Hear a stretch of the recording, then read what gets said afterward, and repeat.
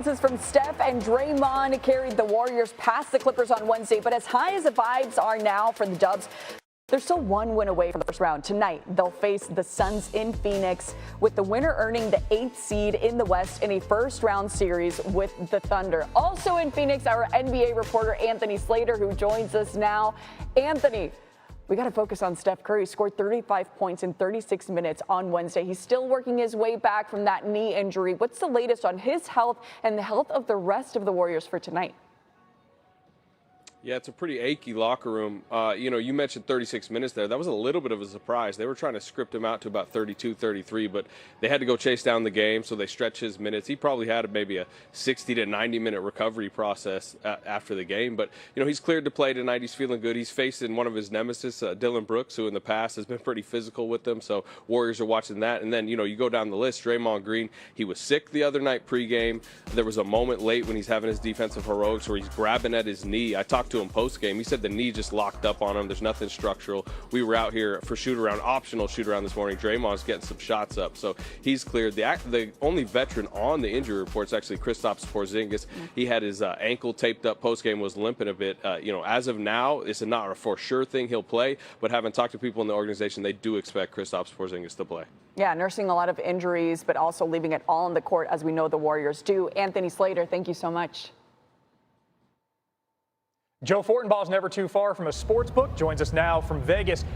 Joseph, what's the play in Warriors Suns tonight?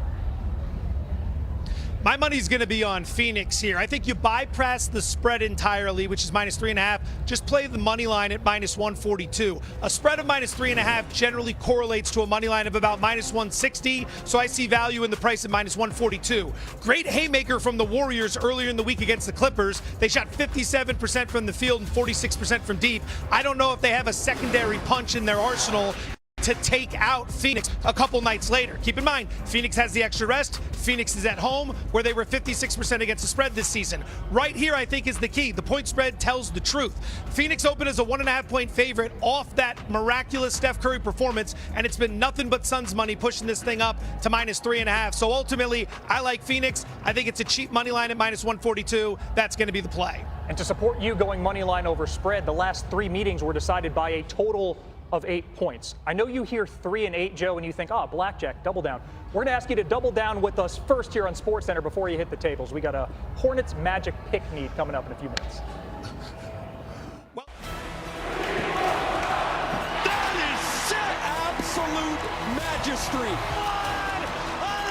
The Warriors visit the Suns tonight, 10 p.m. Eastern. Winner gets a champion, Thunder. But that part's a Sunday problem. The Dubs went 3-1 against the Suns in the regular season.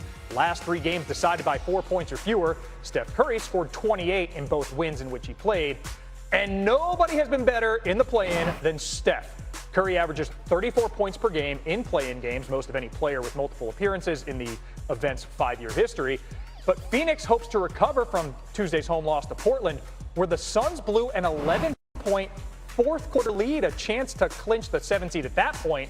No team has entered the play-in as a 7th seed, and then lost both games to miss the playoffs entirely, and that's the fate the Phoenix team hopes to avoid today. We're now welcomed by 3-time NBA champion Danny Green. Danny, the Warriors, for their part, kept their season alive Wednesday. We had vintage performances from both Steph and Draymond. How confident are you they can keep that momentum going and get another road win to earn a playoff spot?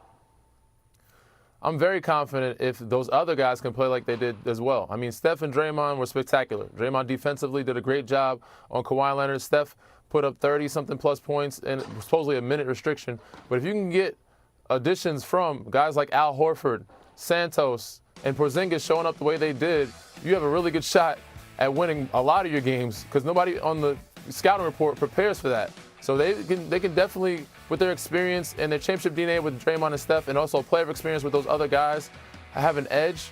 And they can also not only win this game, but I could see them winning a couple games in that first round too if those guys show up. Those other guys really came to play, and they did their job. So they gave Steph some help. They gave him an opportunity, and defensively as well. They showed the crowd and helped with Kawhi Leonard a lot, blitzed him, and made other guys beat them. So if those other guys show up like they did against Clippers, they could have a good chance at winning some really good games.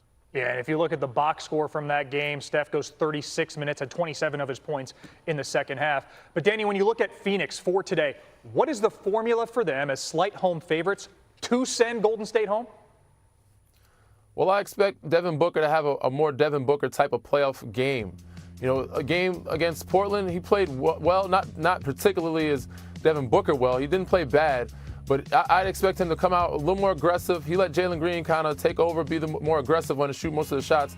So it's going to take a lot more Book, and of course those other guys got to do it. You know, Dylan Brooks, Royce O'Neal, Colin Gillespie, and Jalen Green's got to have a big game as well. But I fully expect Devin Booker to bounce back and have a way better game, a way better outing than he did the other night. Yeah, Devin Booker, 22.7 of 17 shooting, did not make a three. Vegas has a little confidence in the bounce back. Phoenix, 3.5-point favorites. Danny, sit tight. We want to get your thoughts on the East in just a moment.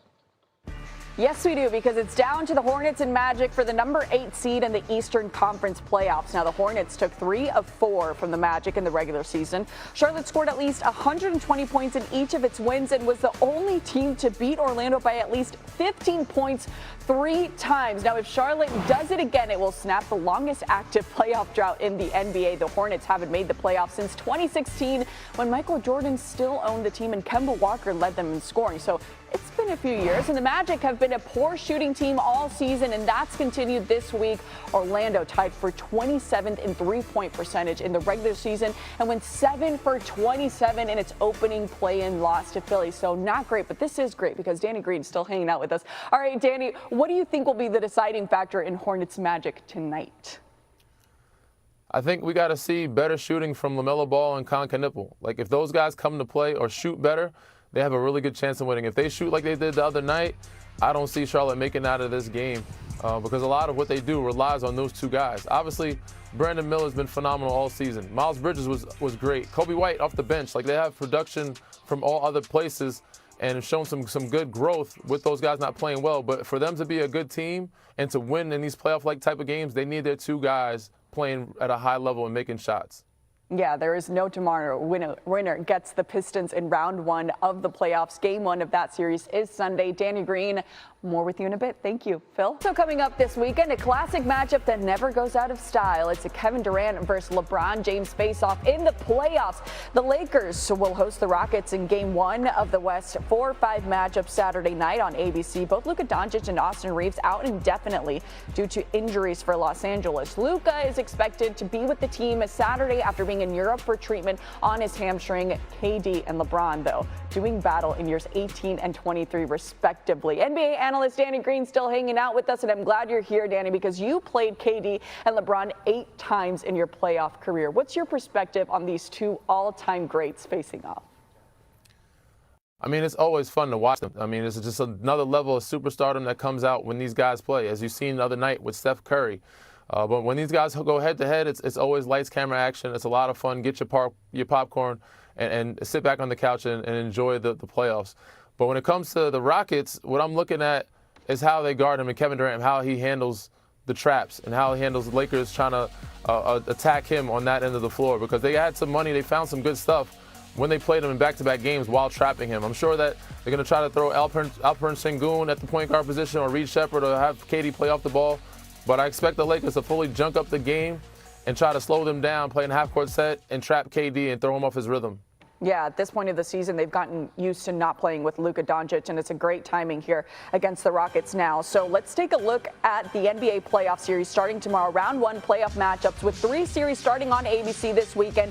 KD and the Rockets, as we just mentioned, they meet LeBron and the Lakers on Saturday night, while the 76ers and Celtics renew their longtime rivalry on Sunday afternoon, and the Thunder begin their quest for a repeat against the Suns or Warriors. So, Danny, when you look at these first-round series, who do you think is under the most pressure to advance, and why? Outside of Houston, I'm going to say Cleveland because they had high expectations coming into the season. They were supposed to be a number 1 or 2 seed because they were the top teams, with Indiana going down as them and the Knicks. So the Knicks also have some pressure as well. When you got guys like Donovan Mitchell and James Harden and everybody, that same group that you have together, you're supposed to win a lot of games and also advance out of the first round. Like Donovan Mitchell, James Harden supposed to show that they can lead a team to an Eastern Conference Finals this year, if not the Finals. But they have a lot of pressure, especially in that 4-5 matchup with the Raptors, who have nothing to lose. Yeah, absolutely. Pressure's been on since day one and even more in the playoffs. Danny Green, thank you so much for the insight.